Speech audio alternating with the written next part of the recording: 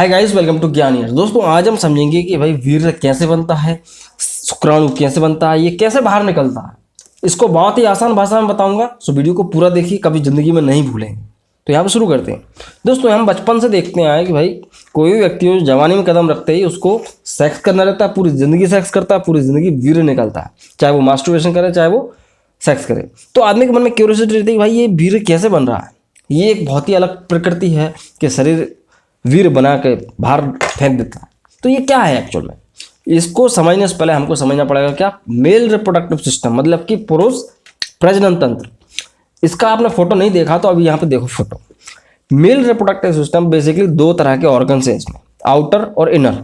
Inner में बहुत सारे होते हैं जो आपको नहीं दिखते, आउटर में क्या होता है दिखते हैं भाई, गोटियां लटकती दिखती हैं और पेनिस दिखता है। अभी जो पेनिस होता है उसे तो लिंग बोलते हैं, जो गोटियां होती हैं जिसे बेसिकली नॉर्मल भाषा में गोटियां बोलते हैं, टेस्टिस होते हैं, वृषण कहलाते हैं, टेस्टिकल्स बोलते हैं, टेस्टिकल ग्लैंड्स हैं ये बेसिकली ग्लैंड्स ही होती हैं जिनके अंदर स्पर्म का प्रोडक्शन भी होता है और हार्मोन भी बनाते हैं। एक हार्मोन होता है कौन सा, टेस्टोस्टेरोन्स। इसलिए इस हार्मोन का नाम टेस्टोस्टेरोन्स है क्योंकि ये टेस्टिकल्स में बनता है और ये आदमी के लिए बहुत ही इंपॉर्टेंट हार्मोन होता है क्योंकि इससे आदमी के शरीर में मजबूती, ताकत, स्ट्रेंथ, मसल वीकनेस को दूर करने की पावर होती है और सेक्सुअल डिजायरनेस जगाने की। ठीक है, तो आम आदमी भी ये समझता है टेस्टोस्टेरोन मतलब कि सेक्स के लिए नहीं होता सिर्फ। ठीक है, तो यहाँ पर स्ट्रेंथ सेकेंडरी कैरेक्टर डेवलप करता है टेस्टोस्टेरोन। इसके बारे में ज़्यादा डीपली नहीं जाएंगे, बात कर रहे हैं वीर्य के बारे में। दोस्तों यहाँ पे वीर्य जो होता है ये इन्हीं टेस्टिकल्स के अंदर बनता है। अभी यहाँ पे फोटो में देख रहे होंगे आप, जो इंटरनल ऑर्गन्स जो आपको आंखों से नहीं दिखते हैं तो वो क्या क्या होते हैं भाई, टेस्टिस होते हैं, उनसे लगा हुआ एपिडिडाइमिस होता है, दूसरा क्या है वेस डिफरेंस होती है, सेमाइनल वेसिकल्स होती हैं और साथ ही यूरेथ्रा होता है और प्रोस्टेट ग्लैंड होती है जो आपको नहीं दिखती है। ठीक है, तो ये दो तरह के हैं, लिंग और टेस्टिस बाहर हैं, तो इन सबका ही खेल है। अब बात करें कि भाई स्पर्म कैसे बनते हैं, यहाँ पे हम सीमन की बात नहीं कर रहे हैं, वीर्य की बात नहीं कर रहे हैं। वीर्य तो बात की बात है, बहुत बात की बात है। स्पर्म मतलब कि जो एक शुक्राणु होता है वो कहाँ बनता है। अगर टेस्टिस को काटा जाए और उसके एनाटॉमी को देखा जाए, स्टडी किया जाए, तो वहाँ पे हमको मिलता है क्या, स्कोर्टम। और ये जो स्कोर्टम है इसी के अंदर स्पर्म का प्रोडक्शन होता है। ठीक है, अभी स्पर्म बन जाता है इसके अंदर, लेकिन इसके अंदर सेव नहीं हो पाता। इसका काम क्या है भाई, सिर्फ बनाना। फैक्ट्री है, सिर्फ वो बना के देगी, आपको रखने का काम नहीं उसका। रखने का काम किसका, इससे लग के एक और चीज़ होती है क्या, एपिडिडाइमिस। इसके अंदर स्पर्म जाके सेव हो जाता है, वहाँ पे जाके रह जाता है। किस लिए रह जाता है कि आदमी जब सेक्स करेगा वो वेट करता है भाई, आदमी सेक्स करे या मास्टरबेट करे भाई तो भेजेगा। उसका काम है कि भाई रखा हुआ है वो भेज देगा जब जरूरत पड़ेगी। कब जरूरत पड़ेगी, आदमी सेक्स करेगा। तो बेसिकली क्या है कि स्कोर्टम्स के अंदर स्पर्म बना और एपिडिडाइमिस के अंदर सेव हो गया जाके, अब वो रुका हुआ है, इंतजार कर रहा है। ठीक है, जब भी कोई व्यक्ति सेक्स करता है तो ये वहाँ से निकलना शुरू हो जाता। अब ये जो एपिडिडमिस में स्पर्म बना हुआ है ये कहाँ जाएगा, बेस्ट डिफरेंस से होते हुए यूरेथ्रा तक पहुँच जाता है सेमाइनल वेसिकल्स के द्वारा। ठीक है, तो यहाँ पे जब ये जाएगा उस नली में से ऊपर से, तो वहाँ पे एक प्रोस्टेट ग्लैंड भी लगी हुई है, सेमाइनल वेसिकल्स में। इसमें क्या होता है, सेमाइनल वेसिकल्स में से भी एक फ्लूइड, एक पदार्थ, तरल पदार्थ इसमें ऐड होता है, जुड़ता है। ठीक है, और प्रोस्टेट ग्लैंड से भी एक पदार्थ, तरल पदार्थ इसमें जुड़ जाता है, इसलिए फिर वो थोड़ा सा तरल के रूप में बाहर निकलता है।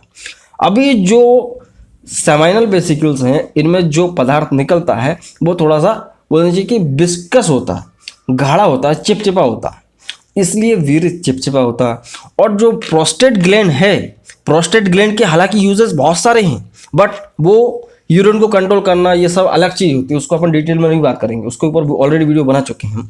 तो यहाँ पे जब कोई व्यक्ति सेक्स करता है और जब ये जो स्पर्म बनता है, जब ये आता है तो प्रोस्टेट ग्लैंड से एक लिक्विड निकलता है जिसे क्या बोलते हैं, वो दूधिया कलर का लिक्विड होता है। ठीक है ना, प्रोस्टेट फ्लूइड बोलते हैं। तो प्रोस्टेट फ्लूइड उसमें ऐड होता है तो वो मिल्की ऐसा कलर आता है, उसमें वाइट या हल्का सा येलोइश कलर आता है। तो इस तरह से फाइनल वीर्य बन के बाहर आता है। अभी जो वीर्य मैं बोल रहा हूँ जिसे, ये बेसिकली क्या है, ये लिक्विड और स्पर्म का कॉम्बिनेशन को वीर्य बोला जाता है, सीमन बोला जाता है। ठीक है ना, इसके अंदर स्पर्म है काम की चीज़। अभी क्वेश्चन आता है मन में कि भाई ये जो लिक्विड ऐड हुआ है ये क्यों हुआ है, इसकी जरूरत क्या है। देखो भाई, स्पर्म एक सेल होता है जो कि मूवेबल होता है, उसके अंदर मोटिलिटी होती है, ये यूं घूमता है। ठीक है, स्पर्म एक स्पर्म। और यहाँ पे आप एक चीज़ हमेशा याद रखो कि एक बार की जो एजुकुलेशन होता है, मतलब कि एक बार में आदमी जो वीर्य निकालता है वो 2 ml हो सकता है, 5 ml हो सकता है, 2 से 5 ml निकालते ही है। तो उसमें क्या होता है कि पर ml में, मतलब 1 ml के अंदर 10 से 20 लाख, मतलब 10 से 20 लाख, सॉरी 10 से 20 मिलियन इतने स्पर्म्स होते हैं। 1 मिलियन में 10 लाख होते हैं, तो बहुत करोड़ों की संख्या होती है, ठीक है ना। तो इसमें भी हो सकता है कि एक्यूरेट ना बताइए मैंने आपको, ये चीज़, नंबर्स अलग अलग मिलेंगे आपको हर बुक में और हर वेबसाइट पे, तो इसको अपन इग्नोर करते हैं। ये मान के चलो कि भाई बहुत ज़्यादा होते हैं ये, ठीक है, तो इसलिए इनकी संख्या बहुत ज़्यादा होती है। तो क्या होता है कि इन सबको जीवित रहने के लिए भाई सेल है उसको न्यूट्रिशन चाहिए, ठीक है ना, न्यूट्रिशन चाहिए, माध्यम चाहिए चलने के लिए, जिंदा रहने के लिए। तो ये जो माध्यम है कौन प्रोवाइड करता है? ये लिक्विड्स जो सामाइनल वेसिकल्स और प्रोस्टेट ग्लैंड से मिले हैं, तभी तो उसके अंदर स्पर्म है। तो इसके अंदर जो स्पर्म है वो ह्यूमन बॉडी में टेम्परेचर पे 2 दिन तक जीवित रह सकता है, उसको भी मैं थोड़ा आपको बताऊंगा बाद में। तो अभी हमने क्या देखा भाई कि वीर्य फाइनली बन गया और बाहर निकल गया, ठीक है। अभी बात आती है कि जो फ्लूइड्स मैंने आपको बताए थे किस तरह से उसको न्यूट्रिशन देते हैं, किस तरह से माध्यम प्रोवाइड करते हैं। तो पहले हम देखते हैं बेसिकल फ्लूइड्स की बात कि भाई जो बेसिकल्स हैं, सेमाइनल बेसिकल्स हैं, उसमें से जो फ्लूइड निकला है उसमें क्या क्या होता है? उसके अंदर विटामिन सी होता है, फ्रक्टोज होता है, सिट्रिक एसिड होता है। अब यहाँ पे कई लोग कहेंगे फ्रक्टोज है तो मीठा भी होता होगा, इसीलिए कई लोग तो इसको उल्टे उल्टे कमेंट करते हैं कि भाई हम इसको खा सकते हैं नहीं खा सकते। इस पर मैंने वीडियो बनाया, आप वो देख लेना। तो फ्रक्टोज तो होता है, वो इतना नहीं होता है कि आपको मीठा लगे, ठीक है ना, तो खाने की ज़रूरत भी नहीं। तो होता क्या है, फ्रक्टोज है वो इसलिए है क्योंकि वो एक न्यूट्रिशन है, उसको एनर्जी मिल सके स्पर्म के लिए, ठीक है। साथ में प्रोस्टेट से जो फ्लूइड ऐड हुआ है उसके अंदर क्या पाया जाता है? ग्लूकोज पाया जाता है और कुछ मिनरल्स होते हैं, कैल्शियम, जिंक, सोडियम, फास्फेट, ये सब होते हैं। ये सारी चीज़ें मिलके स्पर्म के लिए एक न्यूट्रिशन, एक मीडियम प्रोवाइड करती हैं ताकि वो सेल, स्पर्म सेल जिंदा रह सके, ठीक है। इतनी बात क्लियर हो गई। अभी बात आती है यहाँ पे रिप्रोडक्शन की, मतलब कि सेक्स के बाद क्या होता है। देखो भाई, आदमी ने सेक्स किया, वीर्य महिला की योनि में रह गया।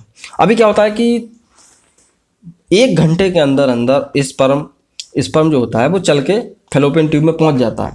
मतलब कि रिप्रोडक्शन कहाँ होता है? फैलोपियन ट्यूब में होता है, जो कि गर्भाशय से लग के होती है। वहाँ पे क्या होता है? ओवम होता है, ठीक है ना। महिला का ओवम इंतजार करता है, क्या इंतजार करता है भाई कि स्पर्म आ जाए तो उससे मिल जाए तो हमारा काम खत्म। तो वो इंतजार करता रहता है। जैसे आदमी सेक्स करेगा 1 घंटे के अंदर अंदर वो वहाँ पहुँचेगा और वो उसको फर्टिलाइज करेगा। और महिला की योनि में अगर स्पर्म ना भी पहुँच पाए तो 2 दिन तक वो जीवित रह सकता है, स्पर्म की सेल, ठीक है।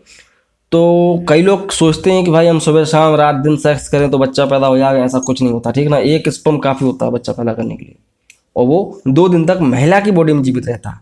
मतलब कि स्पर्म उसके मीडियम में, जो मैंने आपको बताया फ्लूइड्स के अंदर 2 दिन तक जीवित कब रहेगा, वो उसके लिए टेम्परेचर चाहिए, ह्यूमन बॉडी का टेम्परेचर चाहिए। ऐसा नहीं कि आप कमरे में रख दो तो वो 2 दिन तक जीवित ही रहेगा। महिला के शरीर में भी 37 डिग्री का टेम्परेचर होता है, तो उस टेम्परेचर पे 2 दिन तक जीवित रहता है।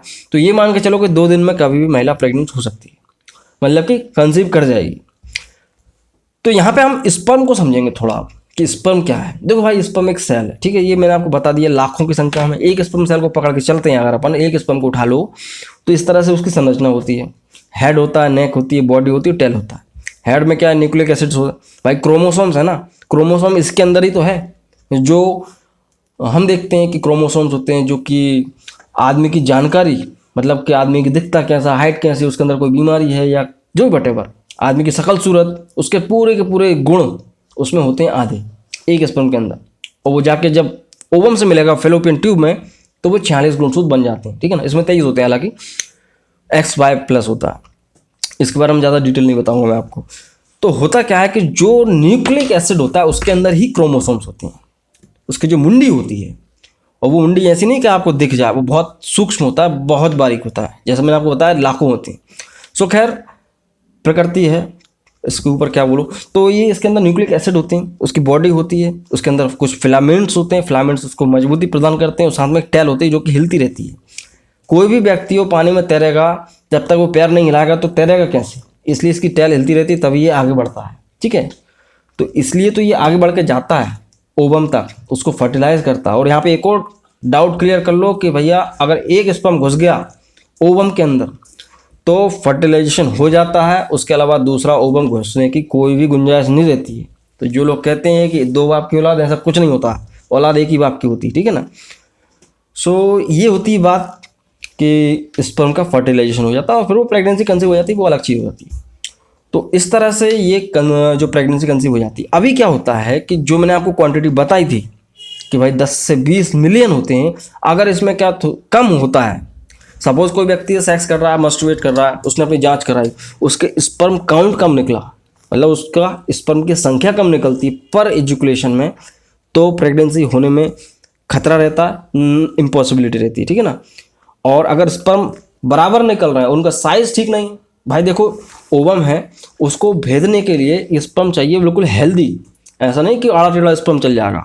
इसलिए तो अधिकतर प्रेगनेंसीज कंसीव नहीं हो रही हैं आजकल, प्रेगनेंसी में कॉम्प्लिकेशंस आ रहे हैं, क्योंकि स्पर्म का साइज़ खराब हो गया है, उसका शेप बिगड़ गया है, ठीक है ना। उसके अलग कारण है, उसके बारे में डिटेल में बात नहीं करेंगे। तो उसका साइज़, उसकी मोटिलिटी, कि भाई उसकी पूंछ अच्छी हिल रही है, वो फास्ट भाग रहा है, ये सारे फैक्टर्स डिपेंड करते हैं फर्टिलाइजेशन के लिए। अगर इनमें कोई गड़बड़ी है तो महिलाएं कंसीव नहीं कर पाती हैं। इसके अलावा महिला के भी कुछ फैक्टर्स होते हैं, हार्मोनल, उसका ओवम बन रहा है नहीं बन रहा है, ओवरी काम कर रही है, वो अलग चीज़ है। तो खैर ये होता है दोस्तों वीर्य का बनने का सफ़र, जो कि मैंने आपको, आई थिंक आपको समझ में आया होगा। समझ में आया तो मुझे कमेंट करके बताइए। अगर कोई भी डाउट है तो मुझे कमेंट ज़रूर करें, और हो सकता है दूसरे वीडियोस बना दूँ। यहाँ पे आज के लिए सिर्फ इतना है दोस्तों। आई होप कि आपको वीडियो पसंद आया तो लाइक करो, नए हो चैनल पर तो प्लीज़ चैनल सब्सक्राइब करना। सो मैं मिलता हूँ अगले वीडियो दोस्तों। जय हिंद, वंदे मातरम।